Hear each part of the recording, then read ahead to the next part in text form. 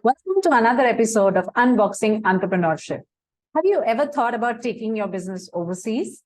Today, I'm talking to Shidush Contractor, who's the business head at Chorus, and he's going to share his experience of launching a business in a new country. Let's get right into it.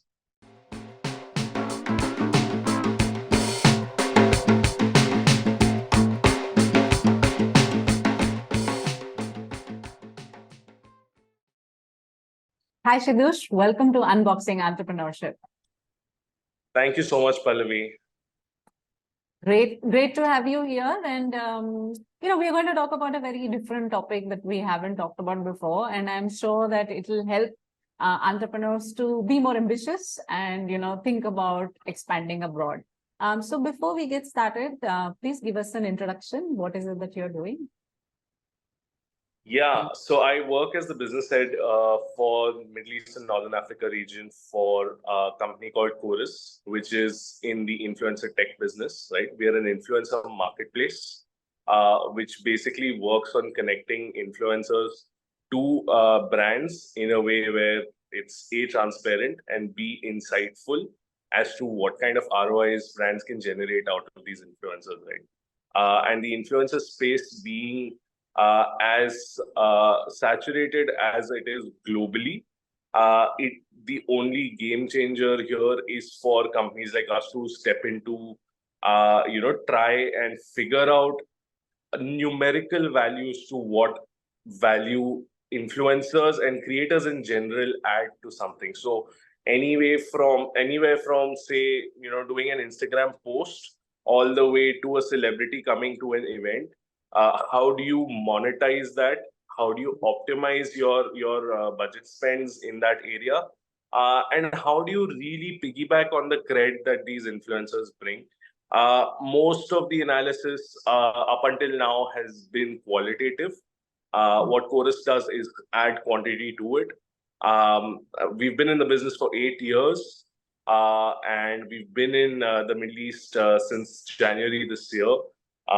So that's a little bit about what we do and what I bring to the table in that sense. Yeah.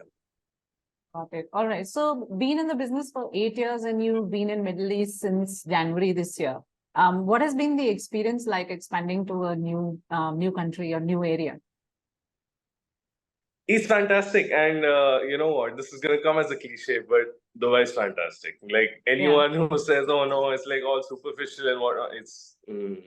You gotta live in there. You gotta actually taste the opportunity that is brought forth, because there are major benefits to corporations opening up in UAE, and there are major benefits to professionals trying to work in UAE. But more than that is just the extent to which you get opportunities to actually be able to do business and to actually showcase your talent is much better. I feel like Dubai has been nothing but welcoming in that sense.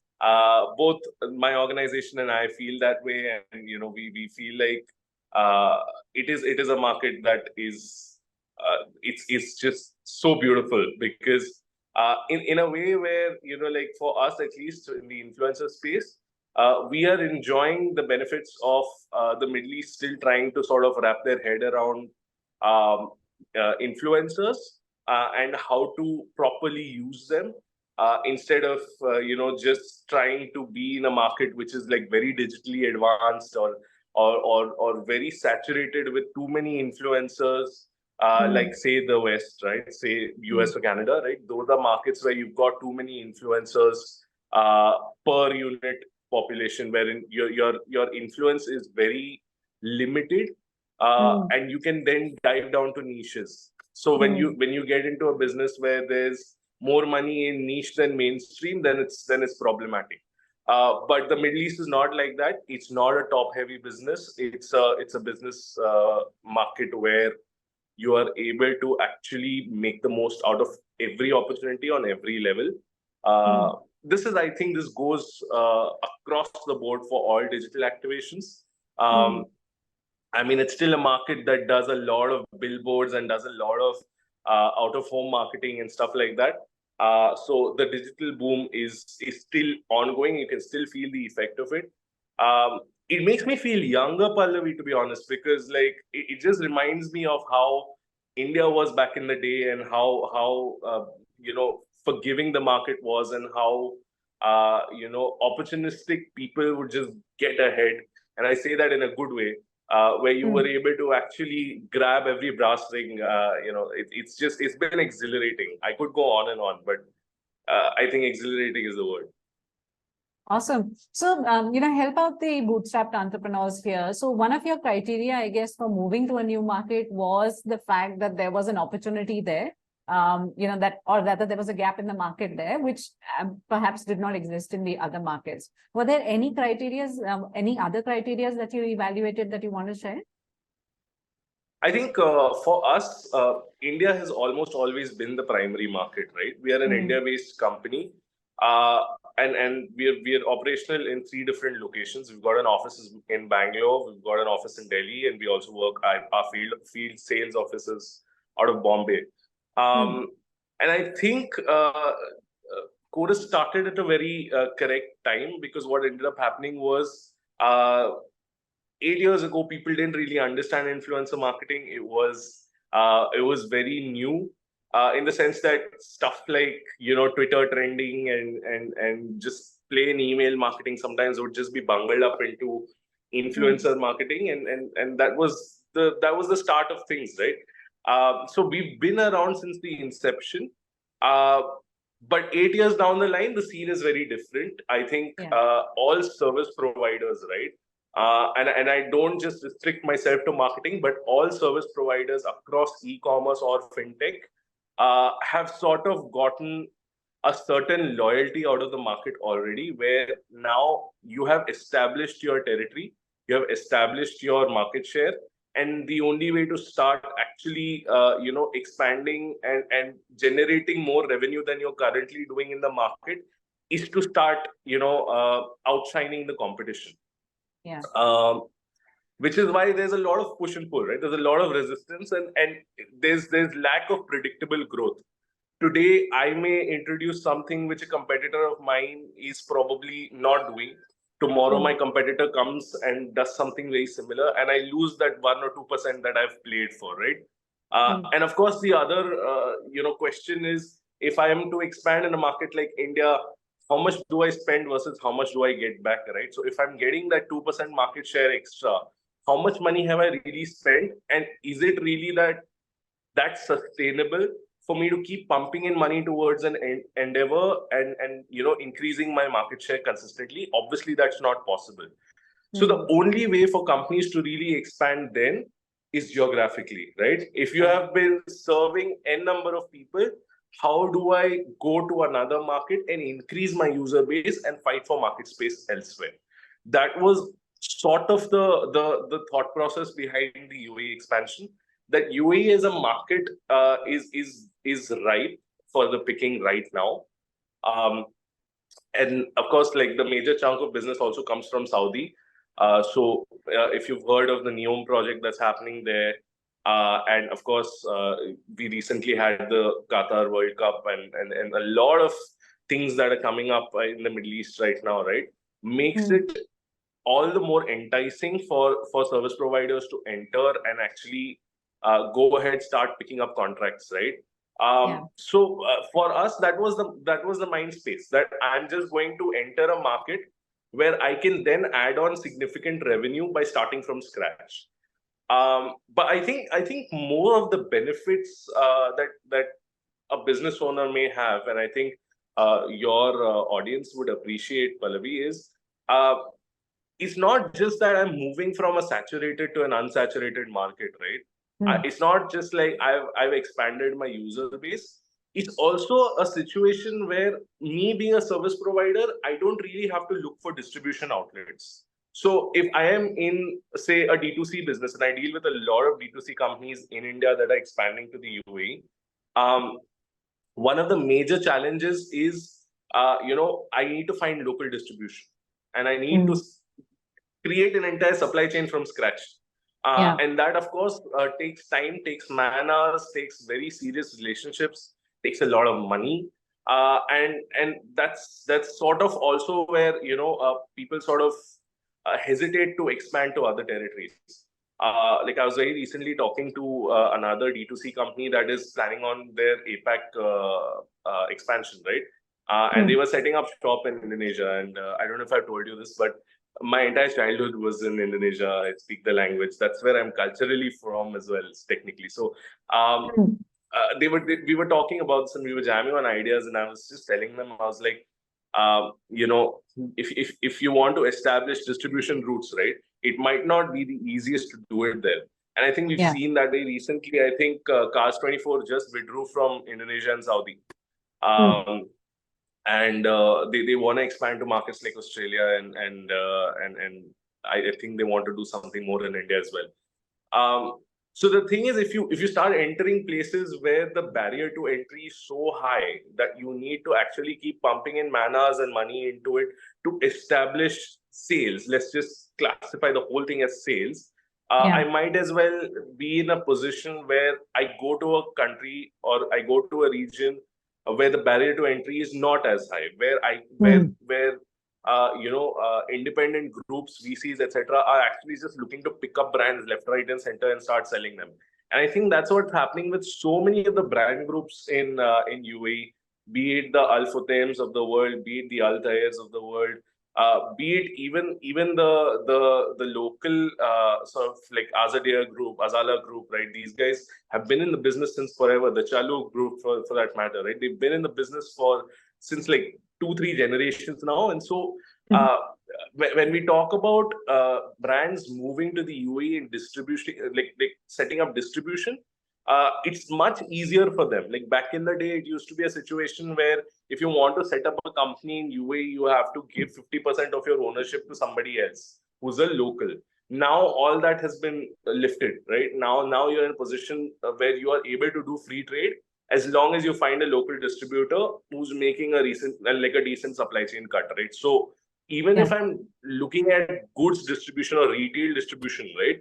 UAE is a very nice market, and for me, I never had any of that because obviously, like, we're service providers. But again, it's just been fun to establish relationships that are meaningful in terms of business because that entire market just works on that. So I mean, it's been an interesting journey for us, but it's also something where you need to invest a lot of time and you have to be you have to give a lot of patience into these relationships to actually go somewhere with it. Yeah, of course. Expanding to a different market, I mean, there is, of course, a cultural understanding that, how does that market work culturally? Will your product or your service actually fit in with, what the audience wants? There's, of course, the regulatory requirement, which I know that in Dubai and in India, there are there are differences in, for example, what kind of certification you need to have and all of that. And of course, you need to understand how much you need to invest and, how much, what your ROI is going to be. So all of that, I think you captured it well when you say that you really have to establish a relationship. Because it's not something, it's not an easy decision, and it's not a quick thing to implement, right? You have to understand all these different aspects. Specifically in Dubai, like if somebody wants to get started, is there a way to find the right distributor or the right connect in the in the country who can help you get established? Yeah, there are a lot of ways to do it, and they're all out there, right? You can literally, like right now, sitting in India, recruit an agency that will get you established from A to Z. They'll do everything from your trade license all the way down to help you connect with, and of course, all that at a commission. But they'll help you set everything up. I've seen firsthand guys like JK Tires and Zomato and these guys getting established. So it's easy to do that. But I think, like you said, right, the most important part here is to show that you are an adaptable organization, right? If I were to go to the Middle East in general, not just UAE, I need to understand that culture is everything, right? In a way that we, like, as people that are proposing a product or a service that has worked outside the country, I need to be able to bring forth that product with a heavy level of localization. Of course, this Yes. product localization, like I mentioned, where I'm talking in Arabic, where I'm doing everything in Dirham, right? All that. Plus, even your marketing and your PR language, or be it your sales pitch, everything has to be very localized, right? In Yes. the sense that a pitch that works in Bombay may not work in Dubai, Mm. or even for that matter, a pitch that works in Dubai is not going to work in Riyadh, right? Yeah. So everyone is very different in terms of culture, and you just need to be able to respect that and appreciate it for what it is. Because I've seen a lot of brands coming into UAE and failing because they're just very rigid. We have done business this way, so we are only going to do business this way. You need to be more flexible, more adaptable, and you need to understand the people and the culture. I think that is the key, Pallavi, because I think everything else, there are masters of business online that you can learn from and you can listen to and you can absorb a lot of knowledge. I think Mm. the one proponent here for you that will change the game is your ability to actually just enjoy a nice shawarma with someone and just sit across a table having some karak and being like, okay, cool, let's do business. If you Mm. can get into that zone where you're actually able to go ahead and mold yourself and dissolve into their culture, I think like that helps. And I think this goes for every place that's heavily driven by culture. UAE Mm. is still easier to get into, right? Mm. And for us, UAE is literally 1/3 of the market of Saudi. Saudi is the bigger player for us. So UAE, because there's like a lot of cross-cultural, demographic over there, it's much easier to get into and do business in. When you talk about Saudi, that's where the challenge arises because they're Yeah. mostly locals and they're mostly people who have their own culture and are very rooted to it. Mm. Again, localization, heavy importance, right? Mm. And of Mm. course, you gotta mitigate the risks, right? Before by actually trying to plug and play, right? So if I'm entering a market, I need to have the appetite to experiment. I need to have the appetite to test out n different business strategies, test out n different versions of the product, try and get a feel of how much someone would be willing to spend something. Like classic example being something with Netflix, right? When Netflix entered the global market, especially with India, they started out with Sacred Games. Yeah. And they literally were just like, all right, let's test out this market. They entered France with Lupin. They've done that, right? They've tried and played around with content to see how much bandwidth you need to allocate, or how much, let's just call it, resources do I need to allocate towards different markets. Mm. Starting to actually generate revenue is very important to then start gauging what kind of ROI. Because if everyone's going to say, okay, today is day one, I want to make 10x of what I'm investing, it's not going to Mm. work. Because Yeah. I don't know if I can make 10x, I can make 5x, I can make 20x. I have no idea. The Mm. first thing is bring some money in first, right? Try Mm. and understand, mitigate those risks early, so that you are then able to, have predictable revenue in the future, instead of, just expecting things to go hunky dory day one, being like, okay, I want 10x, so I'm going to get that. It doesn't work that way. Uh, so yeah, it's like Dubai especially can be a very forgiving market. But I feel like, again, that's like one piece of the puzzle. Even if you look at the population, it's much greater in Saudi. It's much greater with the rest of GCC combined. UAE is a good entry point. The technical stuff is pretty straightforward. You just get a trade license, you get a couple of visas, you get Emirates IDs, and you go ahead. But Mm. the real challenge starts there, right? The real Yeah. challenge is in actually how you morph into them culturally, and how at the end of every call you say "yalla" instead of "bye." Right? That's the difference. Yeah. So yeah, that's where it's Yeah. at. Yeah.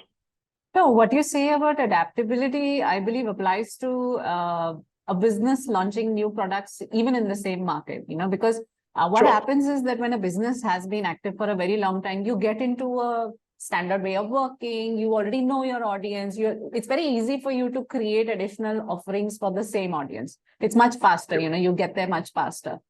whenever you try switching your audience or you try switching a product, you literally have to start all over again. So any company, if they have to succeed, they have to have that flexible mindset.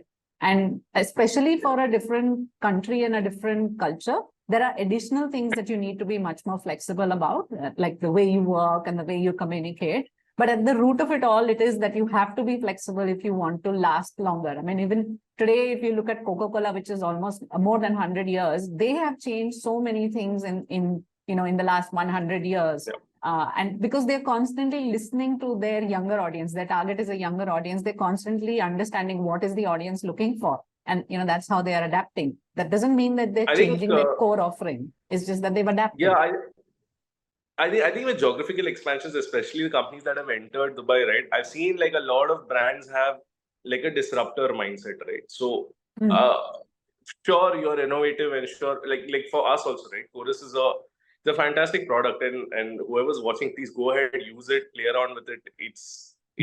There is a trial version to it, so you can do that. But that's the thing, right? Like I can't be a disruptor without actually entering the market, appeasing to what the market currently wants, in order to then catapult myself into a position where I can probably be a market leader, right? Being a disruptor should be the end goal, but actually responding to market needs and sort of communicating in the way that the market wants you to is a great way. And I know a lot of people are like, okay, like we don't want to be business conformists or whatever, but at the end of the day, when you're expanding to a new territory, you can't expect the same trick to work twice. And that's just what it is, right? I think there are a lot of products and a lot of brands that are like one trick ponies, right? But if that were the case, someone like an MTR who makes ready-to-eat meals would not make special export packs, right? If someone is manufacturing something, they wouldn't export a different quality or a different level of something. There are always tweaks that you need, and you just gotta respond to the market first before you can actually disrupt it. Yeah. All right, Shidush, this was great conversation, and I hope it motivates people to think about, as I said, be ambitious and think about expanding to different geographies. I think I need to be the one to say, come to Dubai, Habibi. I think you should, right? I think everyone should. It's a great market, and hope to connect with people that are looking forward to something similar. Yeah, absolutely. Thank you so much for your time. Thank you, Pallavi. Bye.